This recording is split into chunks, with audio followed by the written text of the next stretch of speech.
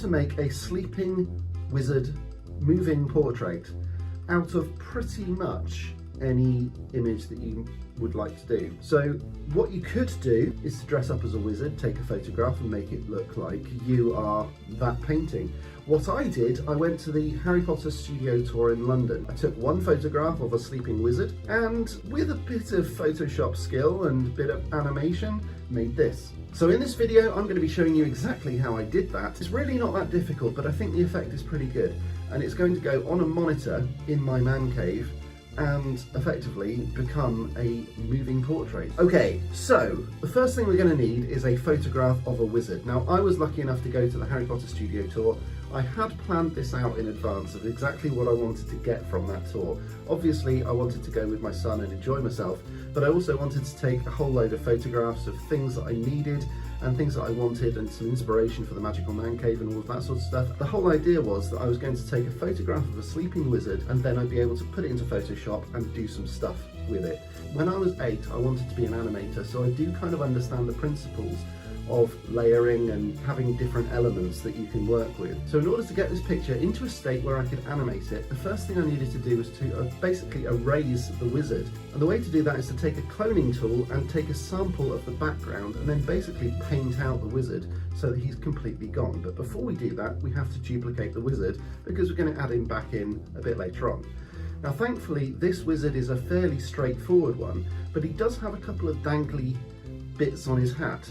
He's got dangly bits. I know what you're thinking. So anyway, I figured I would do the body so that he can breathe in and out because he's human, he's alive. Next thing would be his head, which would be lolling back and forth. His eyes are already shut, so that does help a bit. But also his hat has those dangly bits on it. I thought I'd pick out the most prominent one and just make that sort of move very, very gently. The other thing I wanted to do was to make it over a fairly long period of time, and that way then what I could do, I thought I'd animate it over about a minute, have him breathing in and out over that minute, and then that way then I can duplicate that clip and do it as a loop.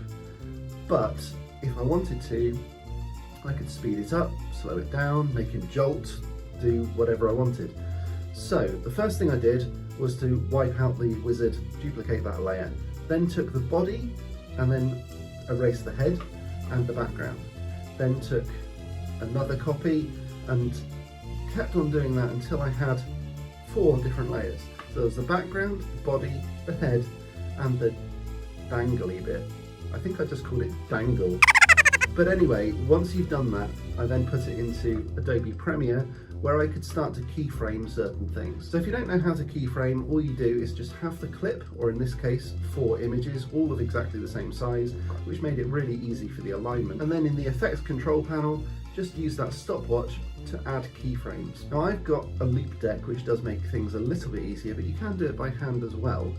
And all you do, you pick the start and the end and make sure that the stopwatch is on for whatever clip you're animating. The start and end need to be the same so that then you can loop that video clip, because you don't want it juddery. You want it just to be a nice even flow of breathing in and out and just doing that permanently, because you don't want this thing to die. You don't want it to suddenly just sort of go nice and relaxed and suddenly they're in a different position. That would be really weird. So I wanted it just to be a nice gradual flow in and out, and his head lolling back and forth. So you're going to want to move the X and Y positions on most things. You're also going to want to move the scale a little bit on the body itself. The background is going to stay completely fixed, so you can just leave that exactly as it is. That's an easy one for free. But you're going to want the position and probably the rotation on the head to move so that it sort of lolls back and forth a bit. Once you've done that, go by keyframes just to make sure that the animation is smooth, and once you've done that, just export it as a video. Then you can loop that video, you can speed it up, slow it down. The only thing with slowing it down anymore is that you might start to see some of those keyframes, which is why animating it over that long period allows Adobe Premiere to do all of the in-between frames for you and make it quite smooth. So it's much better to have a very long video that you then compress rather than a short video that you extend, because otherwise it's going to be and it will look janky, look weird. Once you've done that, you just put it onto a media player, put it on a video and frame it all up. Now I'm going to be doing that as I get my Magical Man Cave, but I wanted everything digitally, so that when I move, all I do is just move one single memory stick or hard drive and everything comes with me.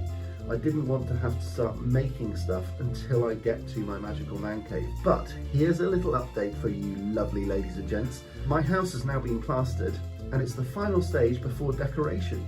So I'm hoping to be in by Christmas, and they've updated the delivery timescale for my house to 17th of December, absolute latest, which means that potentially I could be in by Christmas. So I'm really excited about that. Hopefully you guys are too. Okay, that's pretty much all from me for now, but if you did like this video, please click that like button, subscribe and ding that bell, and a massive shout out to these wonderful people. They're my patrons and members from YouTube and Patreon, and they help me out so much. If you want to become one of these wonderful people, head on down to the link in the description where you can sign up to Real Wizardry from £1.99 per month, and again, it helps all of my channels, including this one. I'm going to be back again next time with some more magical awesomeness, but until next time, as always, Stay magical!